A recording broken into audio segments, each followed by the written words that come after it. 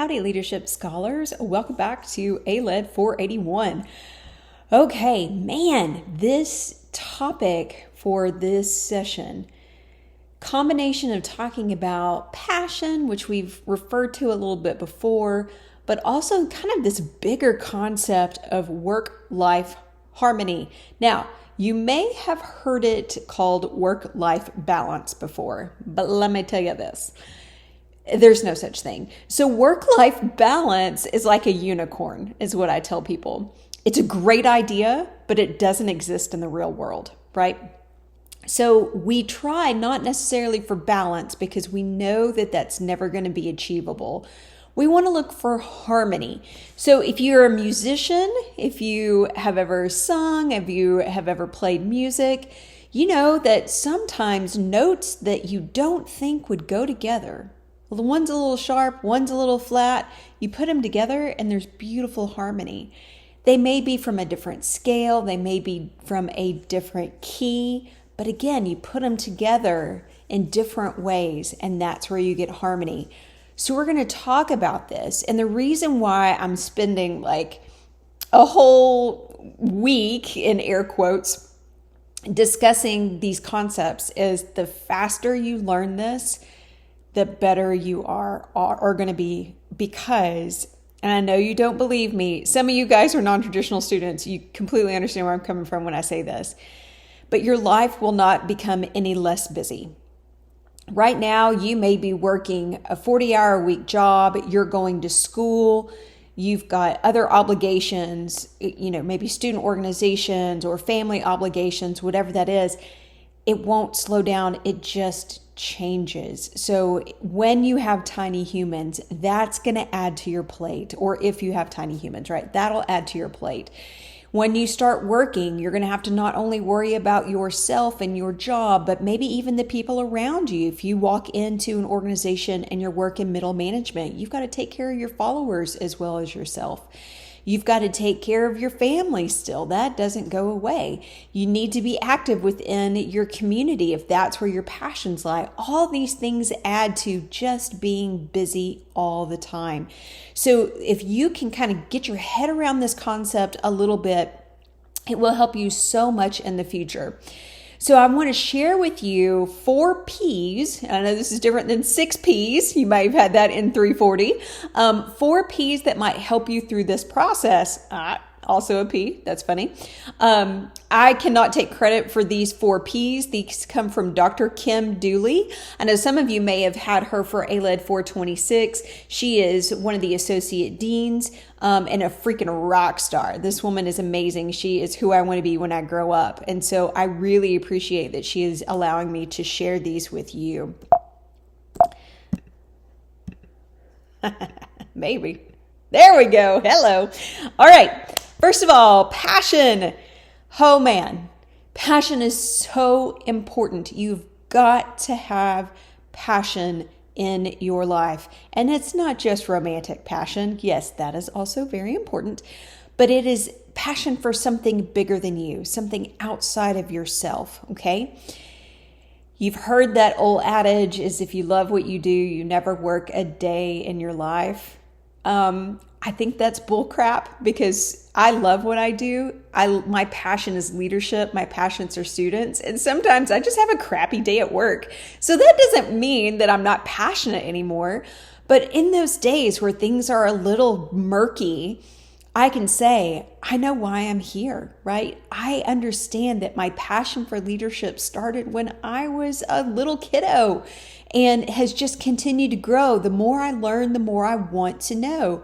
Right? I'm passionate. I'm also passionate about you guys, about helping you be successful after college. And sometimes that is being a very clear, hey, you need to work on this type of a situation so that you get better moving forward. So sometimes it's justice, sometimes it's mercy, whatever that looks like, for my students. But you've got to figure out, what do you love to do? You're not going to believe this, but, and I think I've said this before in another lecture, don't chase the money. The money doesn't mean you're going to be happy. We all hit that threshold. If you guys remember back to motivation, There is Herzberg's motivators, right? Hygiene factors and motivators. Money is a hygiene factor. Once you get to a certain level, adding more isn't going to motivate you anymore. So what motivates you is that internal drive. And that internal drive, if you love what you do and you've got that passion, you're going to be able to do well. So in ALED 301, we spend a lot of time talking about strengths-based leadership, yeah? Sorry, needed some coffee. Okay. What are your strengths? What are your top 5 strengths? How does that parlay into what you should be doing for the rest of your life? If you are leading with strengths, why not work with your strengths? I get a lot of people that say, oh, ALED, that's a throwaway degree, blah, blah, blah. Only the dummies are in there. And you know my stance on that. I think that's crap on a cracker. Here's the deal, is that I can't tell you when I was an advisor how many students would come to me and they weren't doing well in their classes. They were engineers and they're like, I hate math. Oh, okay. Well, maybe you shouldn't be an engineer if you hate math, right? I love people. Well, maybe you shouldn't be an accountant if you love people, because if you're working with numbers and not people all day, that's going to stink. You're going to hate your job, right?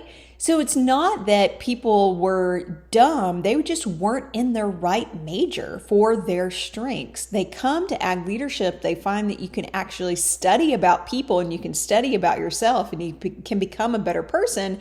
Boom! They just become these amazing students and their GPA does a complete 180 because they actually enjoy the classes they're in.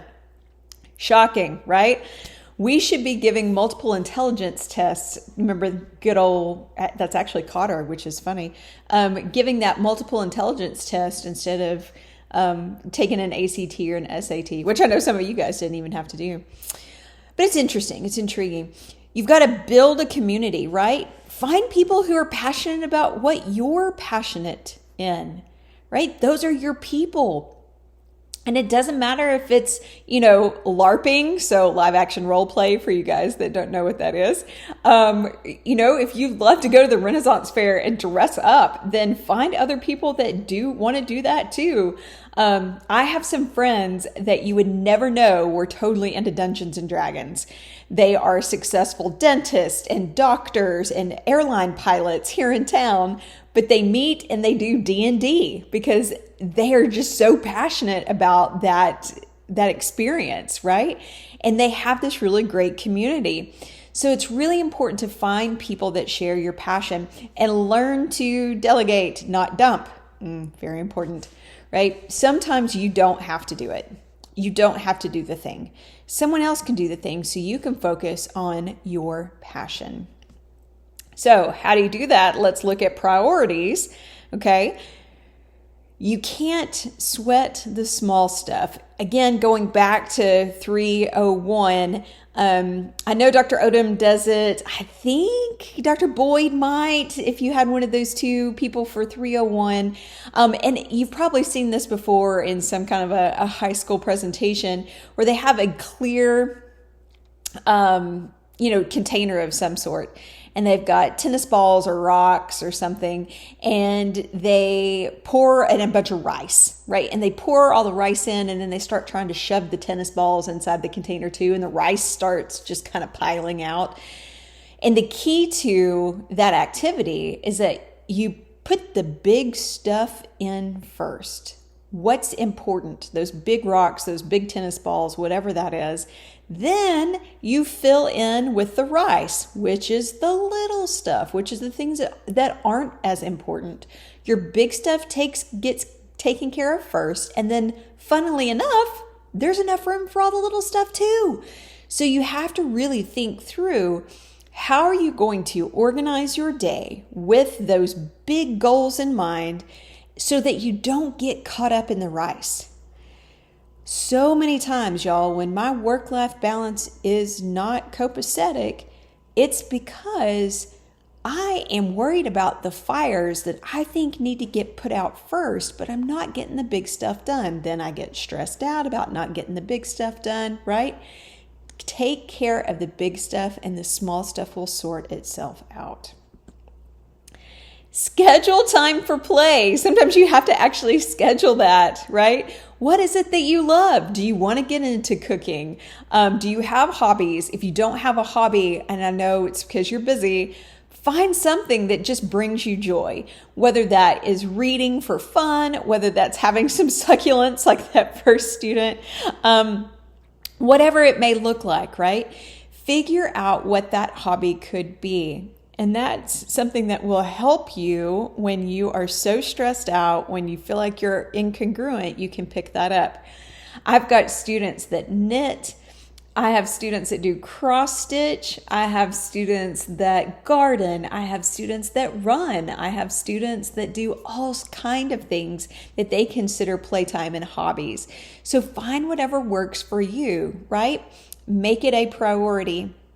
And then think about, how do we give back through the things that we love to do? That's sometimes playtime as well. So if you're a gifted singer, can you donate your time to maybe go sing at a nursing home or sing at church, right? That could be a hobby that turns into something that is giving to others. There's lots of ways that you can do that. We know, and research has shown, the more you're connected within your community, the more likely you're going to have work-life harmony. So you've got to have a group, right? You got to find your people and you got to express yourself within that group. Partner. All right, this is huge. In work-life harmony, you've got to have a supportive partner. This can be a roommate, this can be a bestie, this can be a actual like romantic partner. Whatever this looks like for you, you've got to have a tribe. And I know this sounds kind of goofy, but you absolutely have to have your people.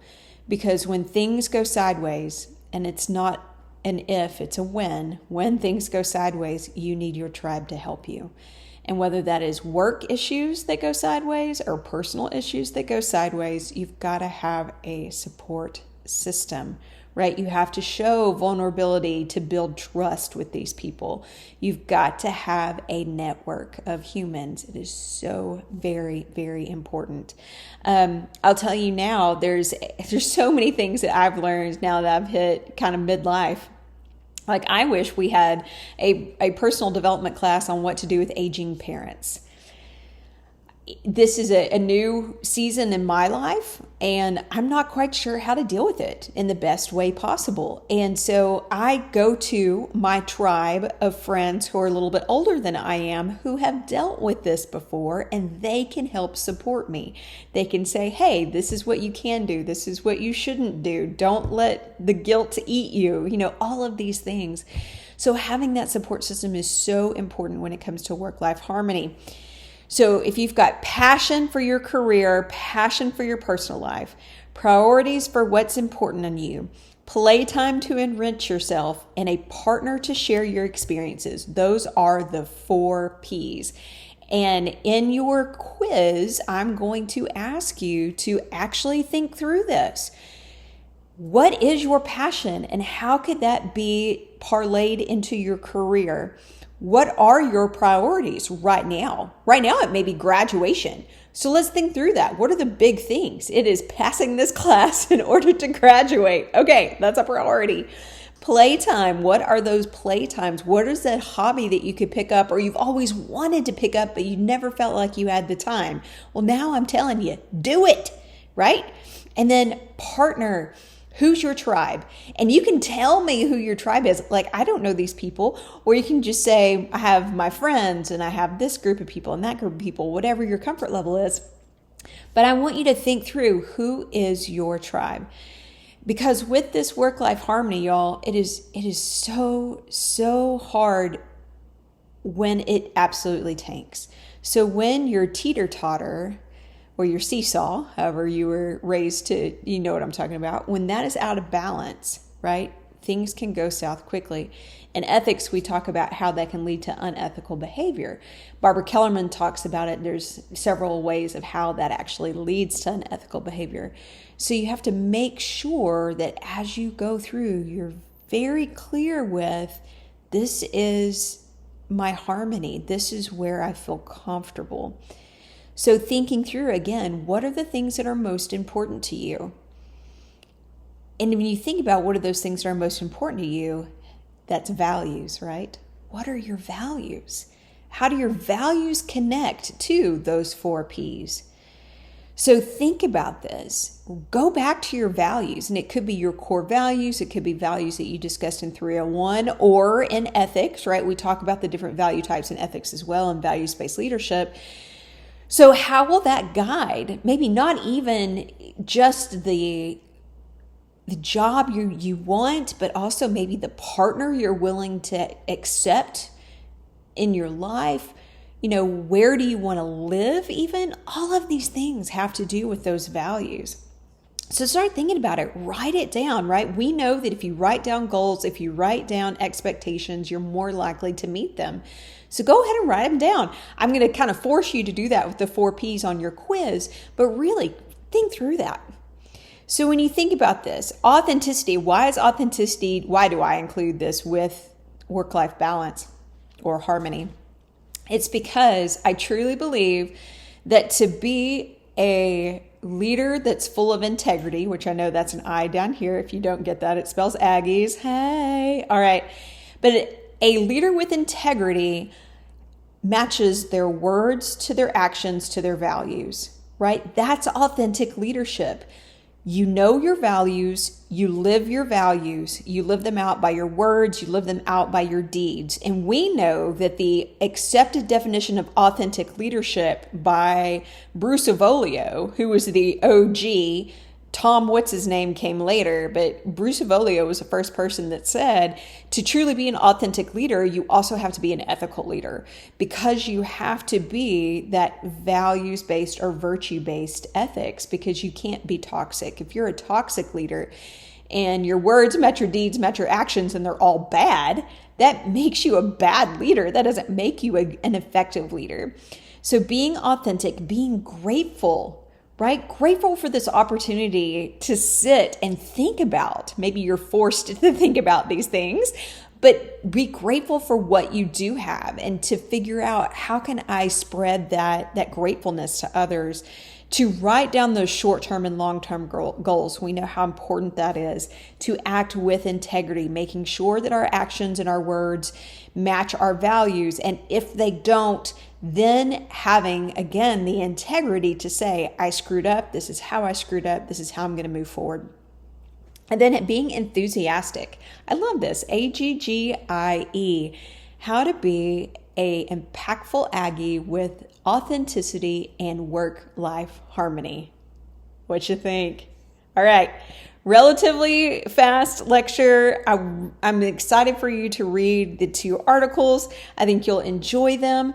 Thanks for listening. As always, good luck on your quiz, and we'll talk soon.